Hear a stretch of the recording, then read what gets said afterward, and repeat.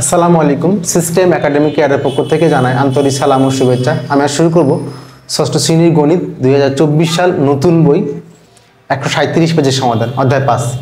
যদিও এই অধ্যায়টি গত বছর ছিল 11 অধ্যায়। অধ্যায়ের নাম ঐকিক নিয়ম, শতকরা এবং অনুপাত। 4 নম্বর কোশ্চেন, নিচের সমতুল অনুপাতগুলোর খালি ঘর পূরণ করো। অর্থাৎ একই রকম সমান টাইপের অনুপাতগুলোর খালি ঘর।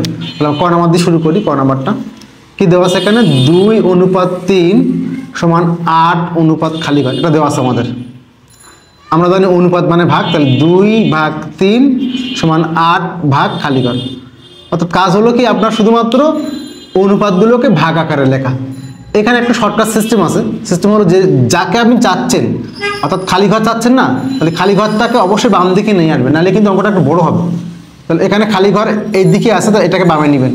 তাহলে 2 গুণ খালি ঘর সমান 8 গুণ 3, বা খালি ঘরের মান চাচ্ছেন না, অনেকে এখানে গুণ করেন না, গুণ করবে না। তাহলে গুণ করলে কিন্তু, যেমন সাপোজ এখানে আপনি গুণ করলেন, এখন যদি 18 গুণ 24 থাকতো, তাহলে 18 24 গুণ করতে কতক্ষণ লাগতো? এখানে 6 থাকতো, তাহলে এই 6 আবার নিচে আসতো। 6 1 6, 6 3 18, 3 24 ভাগ। তাহলে কিন্তু অঙ্কটা কত ইজি হতো। বাট আপনি 18কে 24 দিয়ে গুণ করবেন, আবার ভাগ করবেন। সো আমি চেষ্টা করি সবসময় শর্টকাট করার জন্য, আর আপনারা আমার মতো করে করবেন, তাহলে অঙ্কগুলো ইজি হবে। তাহলে এখান থেকে খালি ঘর সমান কি হবে? এখানে 2 গুণ আছে, এখানে ভাগ। 8 গুণ 3 ভাগ হলো 2, 2 গুণ ছিল 2 ভাগ, 2 1 2, 2 4 8, 4 3 12। অর্থাৎ খালি ঘর ইকুয়াল টু কত হলো? 12। এই হলো আমাদের প্রথম অ্যান্সারটি।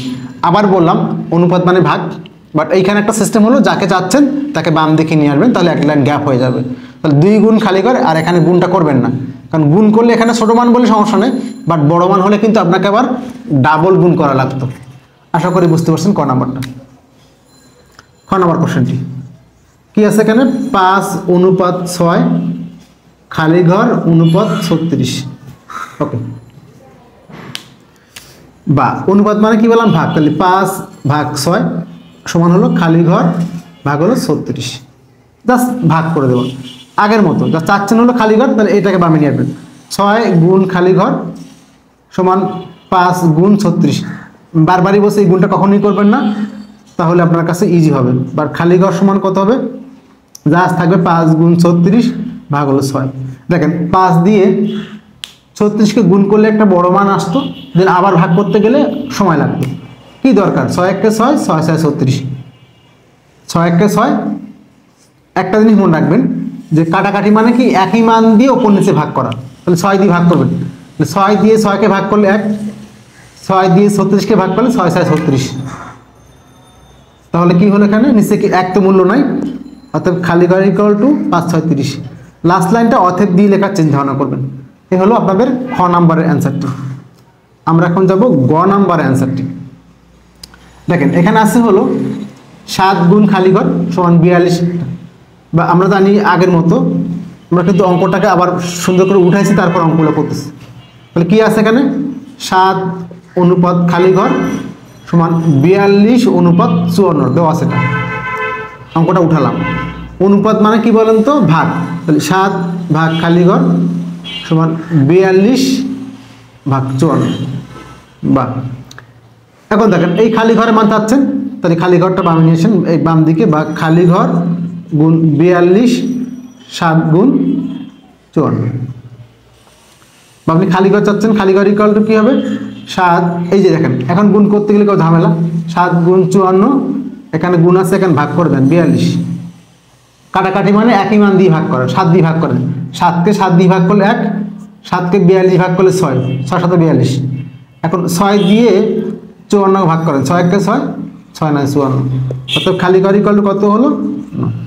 এই হলো আমাদের গ নাম্বার কোশ্চেনের অ্যান্সারটি। এটা খ নাম্বার, এটা ক নাম্বার। এখন আমরা করব ঘ নাম্বার কোশ্চেনটি। ঘ নাম্বারটা আমরা উঠাই নিই কোশ্চেনটা আবার। খালি ঘর অনুপাত 9 সমান 63 অনুপাত 81। তাহলে আমরা কি বললাম যে অনুপাত মানে কি নিচে উপর নিচে, তাই খালি ঘর বাই 9 সমান 63 বাই 81। ওকে, 63 অনুপাত 81। এখন দেখেন খালি ঘর মান চাচ্ছেন, তাহলে ওকে বাম দিকে নিয়ে যাবেন। বা খালি ঘর ইন্টু 81 সমান 9 গুণ 63। বার। এখন খালি ঘর হচ্ছেন, তাহলে খালি ঘরের সাথে বাকি মানে কি সম্পর্ক? গুণ, ওইদিকে গেলে ভাগ। তাহলে খালি ঘর ইকুয়াল টু কি হবে? 9 গুণ 63 ভাগ হলো 81। কাটাকাটি মানে কি বললাম? একই মান দিয়ে উপর নিচে ভাগ করা।